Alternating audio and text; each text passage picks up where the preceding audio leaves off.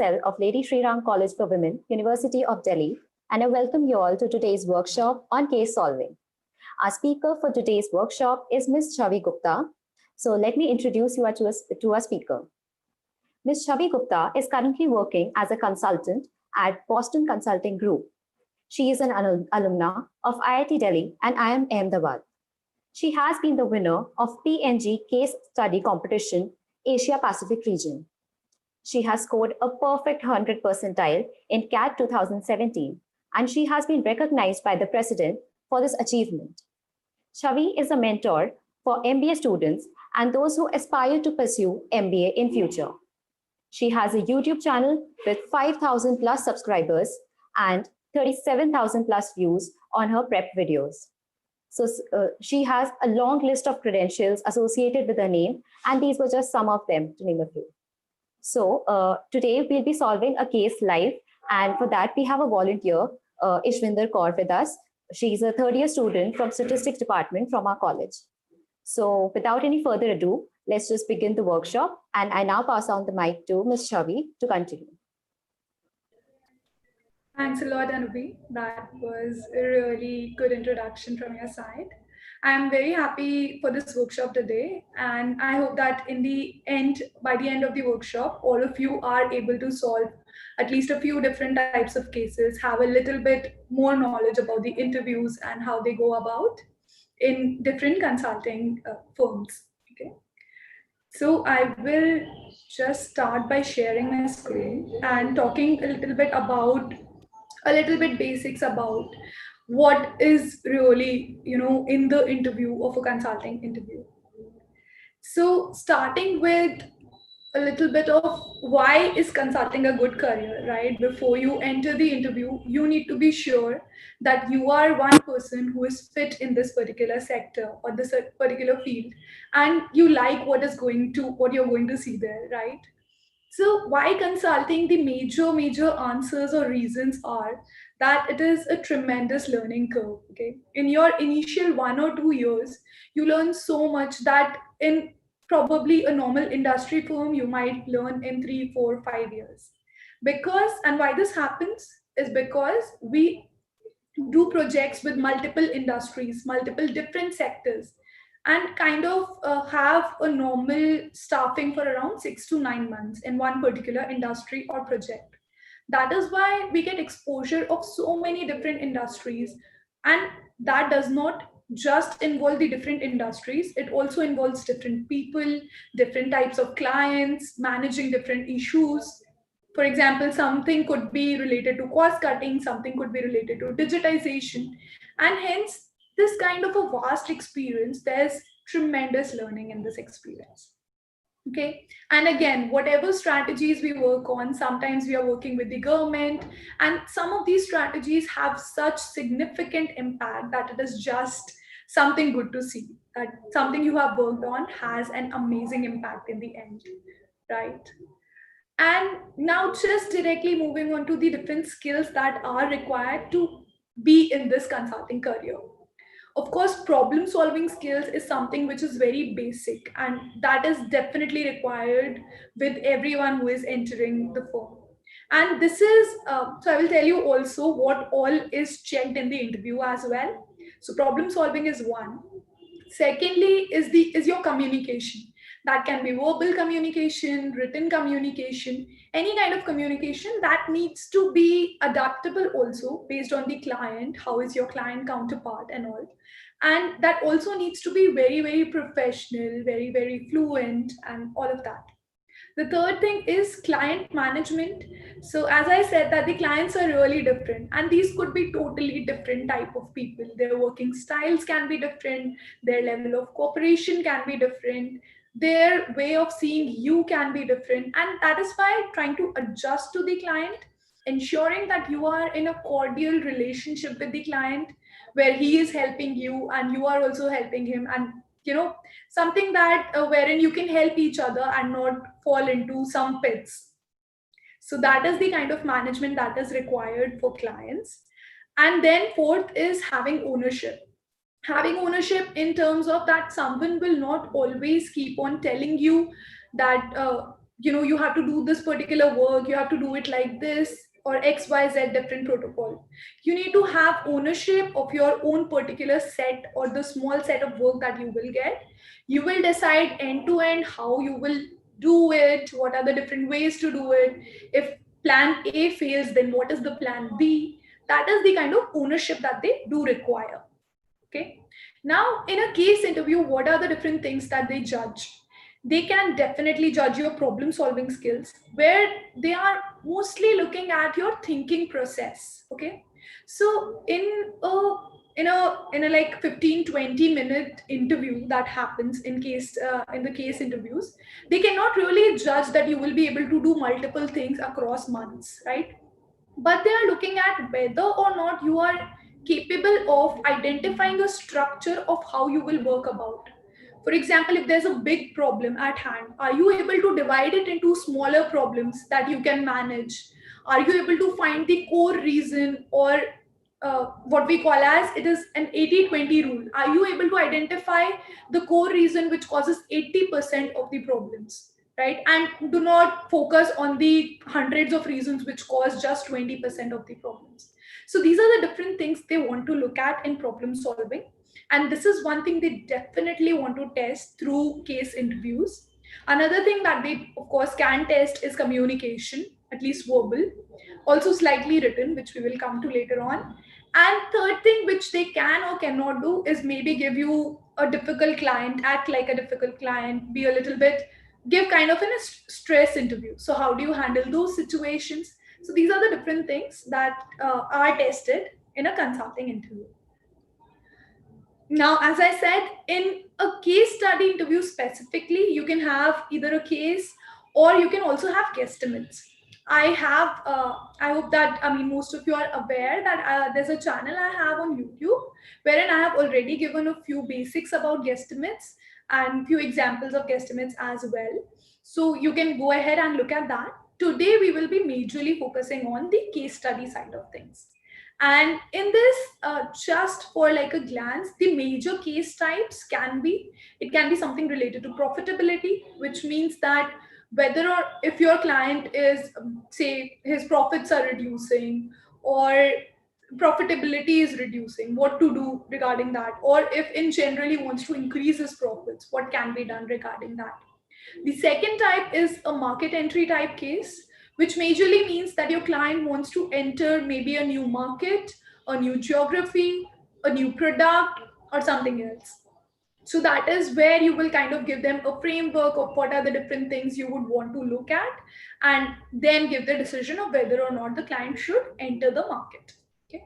Third can be a growth strategy. So sometimes people ask that we want XYZ percentage of growth in the next few years. So that is also a client problem. That this kind of problem is, I mean, all of these are very real problems, but just pushing them, making them very small and asking them in 15-20 minutes is what happens in a case. And the fourth set is kind of unconventional problems. Sometimes you can be asked, if you want to make the election strategy of XYZ political party, what will it be like? So that is just very unconventional. You have to be very creative in those types of questions. Just giving you a small sample of questions which can be asked. So as we talked about profitability, suppose your client is a pizza chain and profits have gone down by 20%, that can be a potential question. If we are talking about growth, your client can be a beauty chain and they want 5x growth in next 5 years, that can be a case question. And as I was talking about the market entry questions, so it can probably be your client is a telecom player and wants to get into the Indian market. So these are the different types of case questions that we can have. Okay, I'll just move on.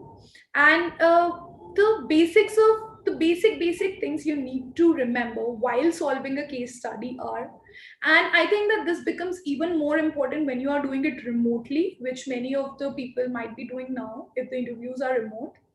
So the first and foremost is ask a lot of questions, okay, at least in the starting, because we saw that questions can be as vague as client is a pizza chain, profits have gone down. So you need to ask a lot of questions. You need to locate that particular client in a position. You need to ask, where is the client, how many stores do they have, where are they facing this problem, are they facing this problem in a particular product or not, and a lot of different things, right? You need to ask like not so many, but ask a sufficient number of questions in the starting, so that you have a clear idea or clear picture of the problem you are faced with. Okay, so those are clarifying questions. Even further, when you are solving the case, once you are done with the framework, when you're solving the case, then also it's a good idea to keep on asking questions, have a conversation with your interviewer, because that way he will also remain interested, and he will know what is going through, he or she will know what is going through in your mind as well. Okay. And once you are done with asking the clarifying questions, you can just say that, okay, I want to take a minute to structure my thoughts and then start with solving. Identify an overall approach or an overall framework, as we call it, and see, and then explain that this is how I will move about it, and if that is fine by the interviewer or not. Again, one very, very major thing and a super consulting jargon is that be messy at every step. What it means is that at every step, when you're breaking down a problem, like I give this example for guesstimate, suppose you have to break down Indian population and you break it down in urban and rural. So what it does is that these two buckets, they are mutually exclusive, because a person who is urban, who is from urban India cannot be included in rural India, and vice versa, and collectively they make the Indian population. So they are mutually exhaustive and mutually exclusive and collectively exhaustive.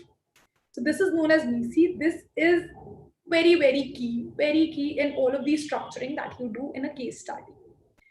As I said, keep talking, explain your approach, maybe ask a few confirmation questions sometimes, maybe, just explain your approach again and again to the interviewer that I am at this step. Yeah, becomes even more important in calls because they cannot really see you right all the time. Maybe show your overall sheet to them at times in between, so that it's the communication needs to be clear. Again, keep it simple. Do not like overcomplicate very, very small things. Try to focus on the bigger picture. Try to focus on the 80% of the problem that I was talking about, the major reason or the major problem, and keep it structured. Yes, that is really important. Also, do not start guessing the answer at any time. What happens is that sometimes we feel, because through our practice we do a lot of cases, right? I did like over 50, 80 cases at my time. And when you do so many cases, if someone asks you a similar problem statement, you have that thing in mind ki, okay, this answer was something like that, so maybe their costs are rising or maybe something else is happening. Okay, and this has happened to me, because if a similar question comes, you tend to drift towards that way and you will tend to guess that answer even before reaching that answer with a structured manner. They are judging you on your thoughts, they are judging you on your structuring, they are not judging you on the final answer. Even when you are solving the question, they may just change the final answer in their mind if they think that you are reaching it very quickly. So you need to have a structured thought process, and that is all they are looking for. So do not try to guess ever. That is a really bad mistake to make.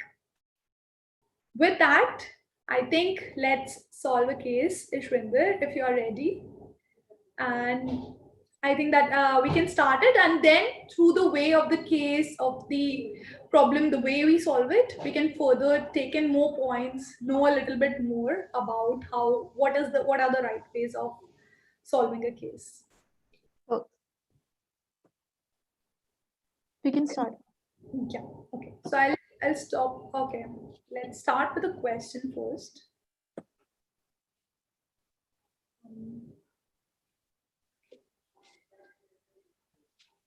Okay, Ishwinder. So the problem statement today is that your client is a sunflower oil manufacturer and their profits have been declining. They have hired you to figure out why is this happening and give them some recommendations. You can take a few seconds to understand the statement and then we can start.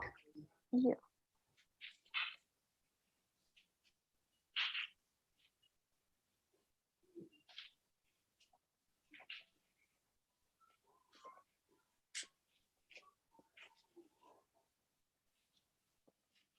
Okay. So our objective is to find why our client is facing a decline in his profits and give some recommendations for stopping that or to increase the profits. Yes? Right. Is there any other objective that I should be aware about? No, that is it. Okay. Before moving forward to the case, I would like to ask some clarifying questions. Okay. How much have our profits declined by? They've declined by around 10%. 10%. Mhm. Okay. And by how long has the company been facing this problem? They are facing this since past 6 months. Okay. Okay. Uh, these were so I would like to understand the business more by knowing more about our company first. Where is the geography of our company? Where do It they? is located pan India, like the oil manufacturer. They do it pan India. Okay. And do we only manufacture the oil, or do we have the distribution chain as well? So the final last mile logistics is not something that we do. Um, we take care of. We do it by the third party distributor. Distributors. Okay.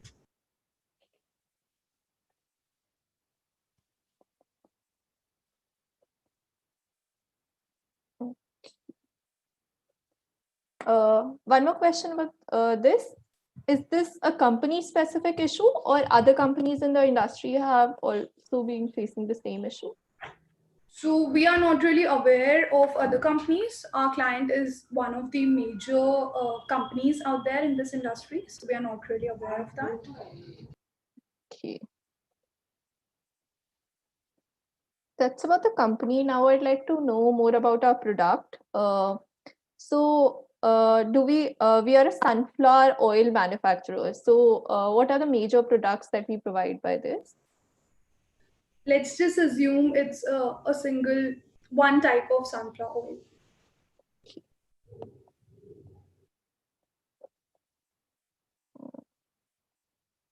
Okay. That was about our product. Do we have some information about our competitors apart from this? No, not much. I think, but we can say that there might be a marginal decline in general in the industry. But apart from that, we have no information regarding it. Okay. I'll just take a minute and then we can begin finding where the reduction in profits is coming from. Sure.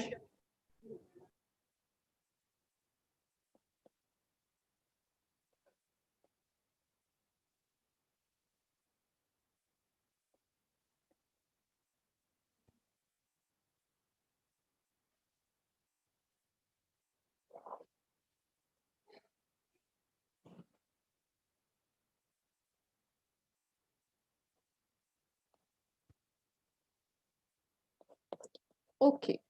So I'm seeing the profits from the revenue and cost aspects. Okay. Is that fine? So firstly, I would like to ask about the revenues. Have our revenues also declined over the last years of the past 6 months? No, our revenues have kind of stayed the same. Okay, just a minute. So the revenue has stayed the same. So let's move to the cost first. And if there's something we can look into the revenue, then we can look at it at the end of the case. Okay. So coming to the cost, I would like to divide our cost into fixed cost and variable cost. Since our client is a sunflower oil manufacturer, the fixed costs would include the infrastructure of the factories and the warehouses that we have. Is there anything apart from this which I'm missing on the fixed cost? It's okay. You can give me all the different parameters that you have taken care of and all the costs, and then we can see if our problem fits anywhere. Okay. These were the fixed costs. Coming to the variable cost, our major cost would be in the variable cost. First would be the manufacturing cost, which would include the cost of our raw materials and our labor costs. The second would be the packaging and distribution cost. Since we have third-party distributors, so the major cost would come through them. And the last would be the sales and marketing cost of our product. Okay. Is it fine? Okay. Okay. Let's, So, yeah. let's first look at the variable costs. Okay. Just give me a minute. Sure. Can you also like give me an intermediate picture of your Of your, yeah, Yeah. of my sheet. I just click on.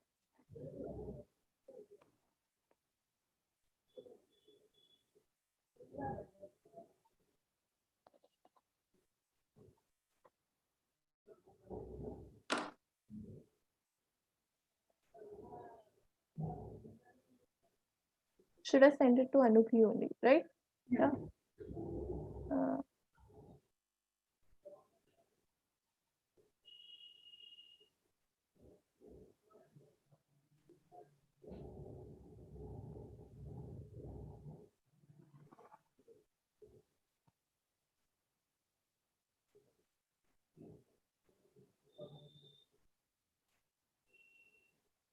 Okay, once you are done, we can continue. And Yes. then meanwhile, you can share it. I've sent it to Anupi.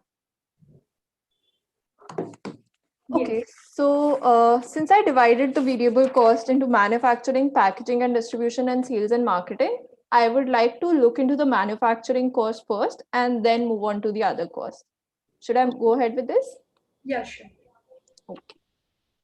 Coming to our manufacturing cost, the major components of our cost would be the raw materials that we use for manufacturing the oil and the labor. So going to the raw materials, what are the raw materials that are basically required for manufacturing the oil that we are producing? So basically, there is no change in our raw material cost. So maybe we can also get out of manufacturing because there's no change in manufacturing costs, the Oh. unit price cost, and we can move on to the other bucket. Okay. Then the second bucket comes as the packaging and distribution cost. Mhm. Okay. So firstly, I'll look into the packaging. Okay. How has been the trends in our packaging cost?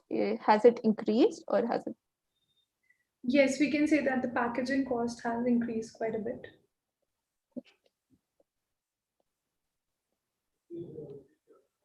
So the two reasons that I see for the increased packaging cost can be because of the inefficiencies in the packaging.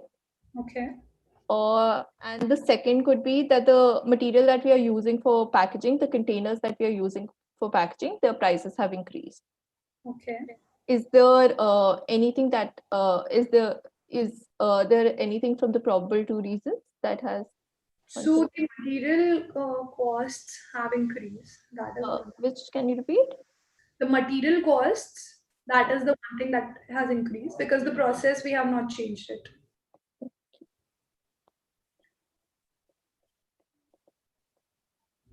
Okay.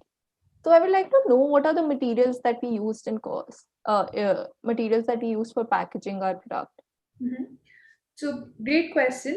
The material that major material that we use is tin. Okay. Anything else apart from this? No, the major material is that only. Oh. So I would like to know the trends of the cost of tin in market. Has it gone up? So yeah, so basically in market overall the demand for tin has increased by quite a bit, and I think that is why the overall tin prices have increased. Chhavi, shall I share the screen now? Yeah. Oh.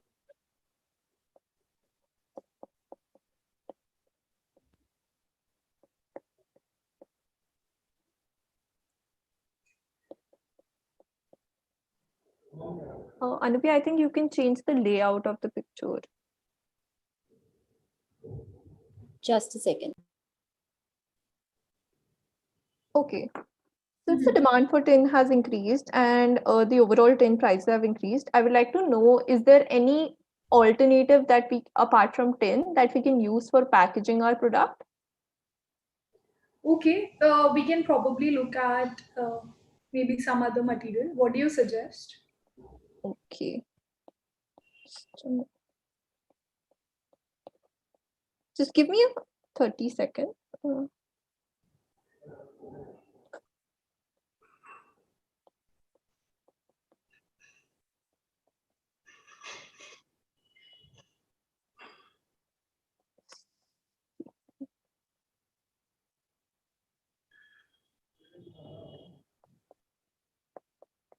Okay.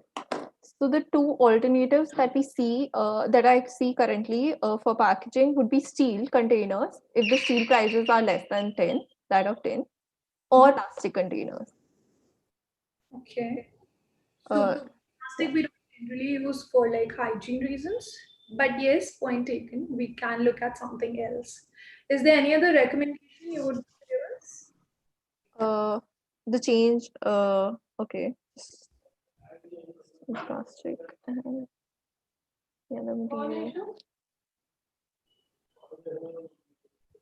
No, I see. I think we can change on the packaging material if we are having an increase in prices in the tin.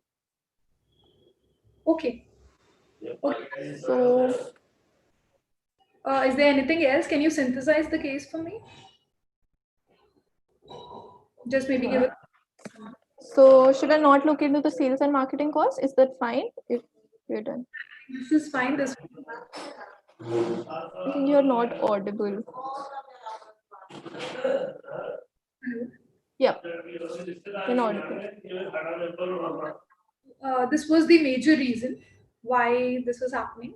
So it's good. Can you just give me a short summary of what we have done? Okay, I'll just summarize the case. So, our client was a sunflower oil manufacturer who has been facing a problem of declining profits. And our task was to figure out the problem for them and give some recommendations. We divided our profits into revenue and cost. Since the revenues were not declining, so we looked into the cost sector, cost part. We divided the cost into fixed cost and variable cost. Since the fixed cost remains same, we came to the variable cost. Coming to the variable cost, we divided it into three buckets: manufacturing cost, packaging and distribution, and then the sales and marketing. Since the manufacturing cost was almost same, we came to the packaging and distribution cost and found out that the material that we were using for packaging our product, its prices have gone up. So the recommendations that we made to our client was to find an alternative apart from tin to package the products that we are supplying to our consumers. Okay. Okay, that's great, Ishwinder. I think this was good. So I'll just go ahead and share what I had done. So this was a good case. The only few things that I might say is maybe we could have done a little bit more in recommendations.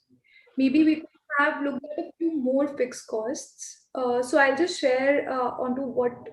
So this was a practice case for me as well when I was practicing for the interviews, and I'll just share how I had tried to do this. Yeah, so this was majorly the way that I did it.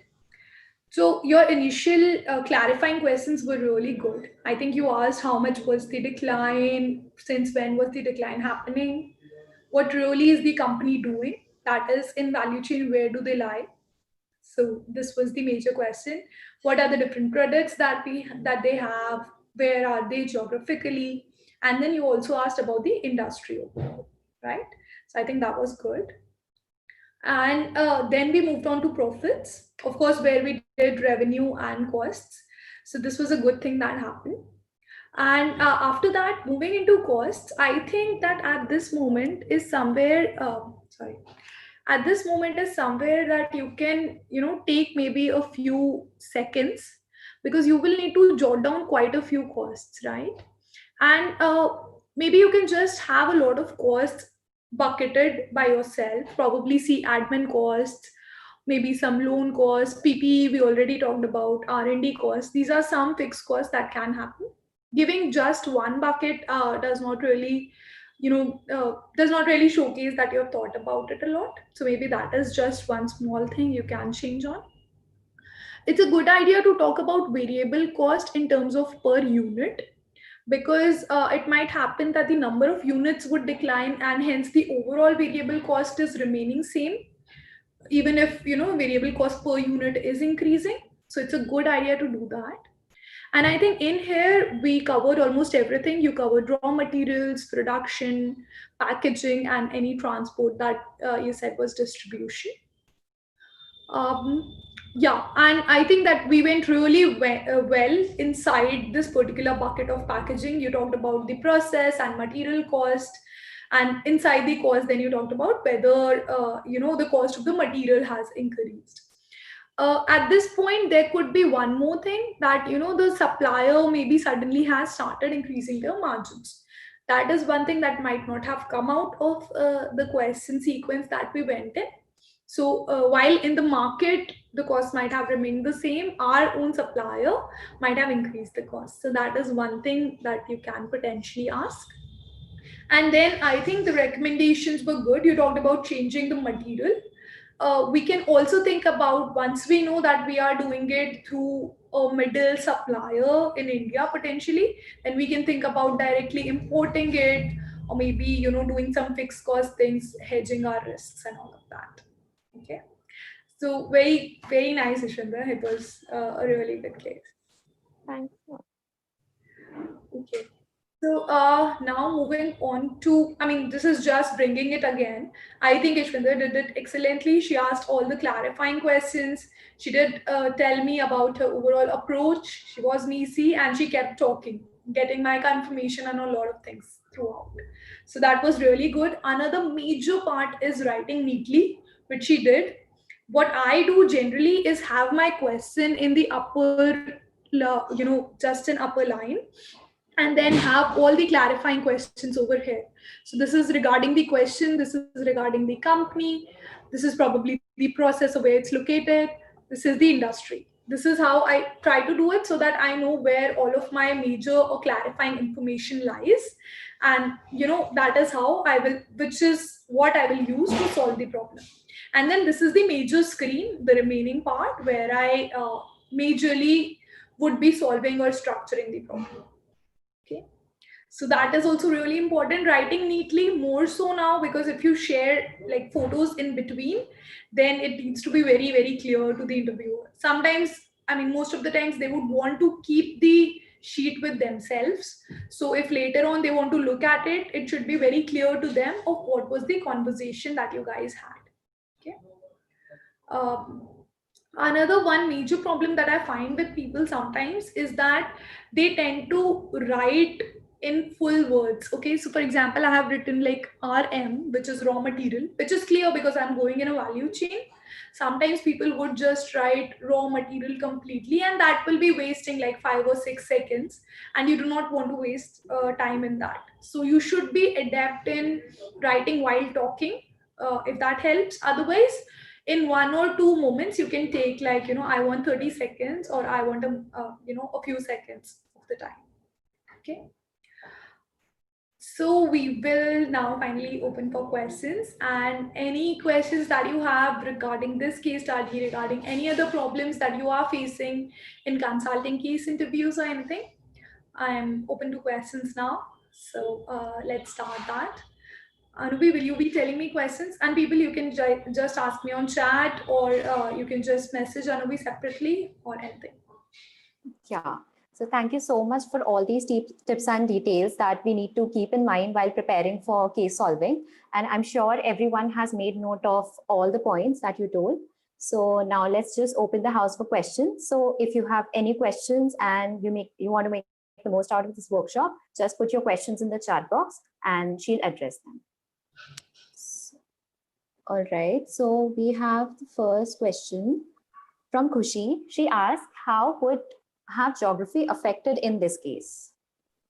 Okay, So, Kushi, maybe it could have happened that the client is present in India, probably in a few other geographies, maybe in Europe, and then the costs would have only increased in India. Okay, so to identify the real problem, as I was telling, that you should have the real problem, the real picture in front of you, right? And that picture you can get through asking these different questions. Once you know that the client is present in India, in Europe, that is a follow-up questions you can later ask when you know that the variable cost has gone up. You can ask, is this happening throughout, or is this happening only in one particular geography? Also, if it is not a cost related problem like this one was, if it is a revenue related problem, it becomes even more important, because revenue is mostly, it can change based on the geography, it can change based on the product that you are selling. There are a lot of different things that it can depend on. So that is how it might be helpful. Hi, there's another question saying, is it possible if we start case prep now from scratch? How much time does it take? So a lot of people in IIM, they started their case prep around say July or August, and we had our interviews in October. So you can say around 2 or 3 months can be sufficient, but for some people it might take more time, and then it again depends on how many cases you are solving every day, and what kind of cases you're also solving. If you're solving the same case, same types of cases, it might not help that much. Another thing that I also realized during my preparation was, so we did a lot of mock cases, like we practiced a lot of mocks. For example, someone will become the interviewer, I will be the interviewee, and things like that. If you keep the same partner, then you can kind of get accustomed to their style as well, which is also not very helpful in general, because you will get so accustomed that you will know, okay, maybe this is the bucket, that is the answer, and things like that. So probably try to change partners as well. All right. So we have another question, that is, are there any cases that do not follow a particular structure? And if yes, then how do we decide that how we have to tackle them and how we have to go about solving them? Okay. So, for example, I talked about, like, creating the strategy for a political party, for an election, right? There are a lot of questions like this. What happens is that initially you need to ask the objective very clearly of unconventional questions. You need to be very, very clear with the objective. And once that is there, you can probably suggest a start that maybe, for example, for the political party thing, we can have something like a timeline that for the next 6 months we will be doing something or the other. So I'll start by today, and then you can look at the different things, maybe the costing, maybe the number of people you have reached, maybe the number of geographies you have reached, and all of these things. It will depend on the case, but you will need to take like 30 seconds and think exhaustively what are the different things or factors that might affect the objective that is there, and then further go deeper in each of the factors. All right, understood. So the next thing is, during the interviews, how do we interpret the interview's expectations while solving cases in front of them? Like, how do we make out that what do they want us to do? How do we actually, realize that? Okay, so the interviewer majorly wants you to be very structured in your thought process. Like I mentioned, they are judging you on your thought process more than anything else, right? I think all you need to take care of is whatever you are speaking, it is in a very structured and logical manner. You're not missing out on things randomly, you're not guessing things randomly. And yeah, I think that is important. Okay, I have a few questions in chat. Answer them. You're saying also, should we have asked about the contribution of packaging cost per unit towards overall cost? Maybe this you might have done in case there were 2 or 3 different problems, that raw material cost is also increasing, packaging is also increasing. So to identify the 80% of the problem, you could have asked this. But if I was saying that, there's only one problem, then this question is not necessary. Um, Another question is that how do we tackle an M&A case or a growth strategy? Would be great if you could briefly touch upon it. Um, Okay. So see, M&A case and M&A case is different. I mean, you have to identify, you have to judge the both of the companies on different things. it's a little bit different framework which you can find in a few books. Or I will also create a video for that, so you can watch that. I think I also have a few notes of all of this. So maybe I'll send you the link of my website. I'll upload there and you can look at it over there as well. But for M&A, the major things that you have to look at is different synergies and any potential problems. And synergies can be in costing terms, in getting new customers, synergies in the culture, and all of this. For growth case, it's a little bit different. For growth case, it's more like, getting into new markets, getting new customers, developing new products, or just getting your original customers to spend more. So these are the four major things that you can look at in a growth case. Another question is, how do we recover when we realize we have made a mistake in terms of structure or calculation? Firstly, let's try not to do this by a lot of practice. Secondly, if you have made it and if you are just a step further, you can just say, okay, I realized something, maybe give me 5 seconds and I'll correct it. And then you can speak to the interviewer about it, so that this is the mistake you have made. Generally, calculation mistakes, if they are like not too varied, they are okay. And you generally also realize them, so it's fine.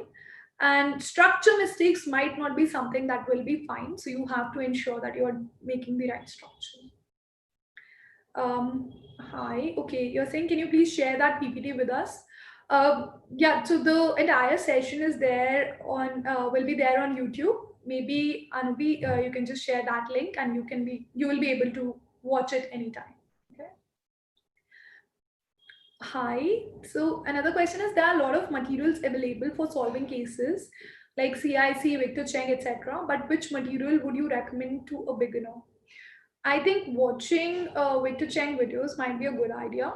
I have notes of the Victor Cheng video, which I will, if you guys want, I can upload it on my website. And just by looking at them, you will not need to go through all the probably videos. And then I think starting with CIC is a good idea. It's not very difficult. Hi. Next question is, how should we prepare for case interviews if we are not able to practice it with someone else? I think that is kind of a requirement. Maybe do it on Zoom calls, maybe do it with a friend virtually, or if you're not able to identify someone to do it in person with. But I think case interviews, like any kind of interviews, need to be practiced with a person, but even more so because you need to ask the other person a few questions, and it is not something that you can just do on your own. In general, reading cases is not something that I recommend, because that ways your learning is very, very less.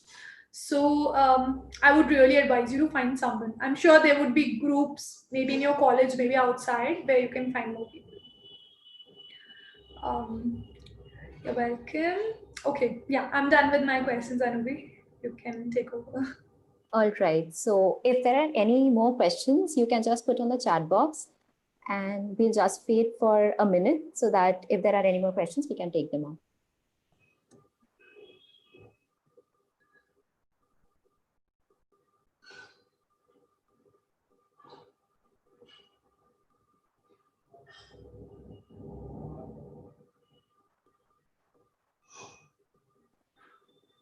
Okay.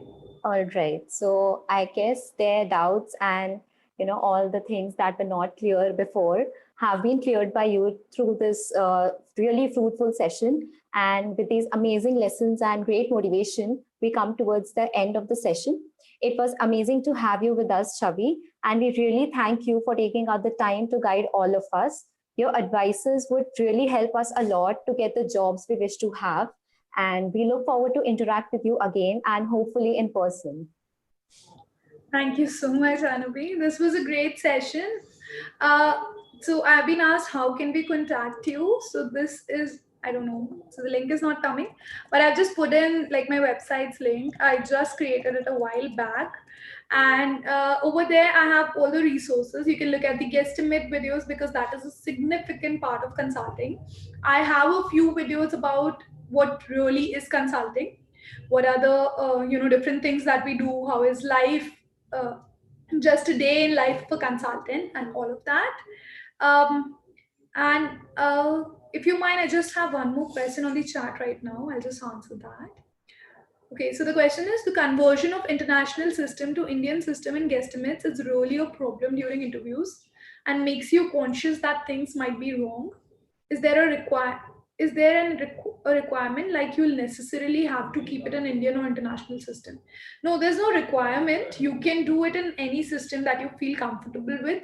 It's a good idea to have obviously one single system throughout. Maybe have something like million or lakhs written in the end, and you can then directly convert that to maybe 10 to the power something. So how few people like to do it, suppose it's 2.4 million, they will write it as 2.4 into 10 to the power 6. It's upon you, it's upon your own choice, so you can do it like that if you feel like. And yeah, I think that would be it from my side. I'll also share the YouTube videos link, which you can, over there, you can look at it again in case you want to look at this session. And thanks a lot, Anubi. It was really great interacting with you throughout, and thank you for coordinating this. And it was really good interacting with all of you guys. I hope that this can help you, and you can go and crack all those interviews that are there. Yeah, thank you so much. I'll circulate the YouTube link for this video and your website to all those who registered for today's session. So with this, I would now like to conclude today's event, and thanks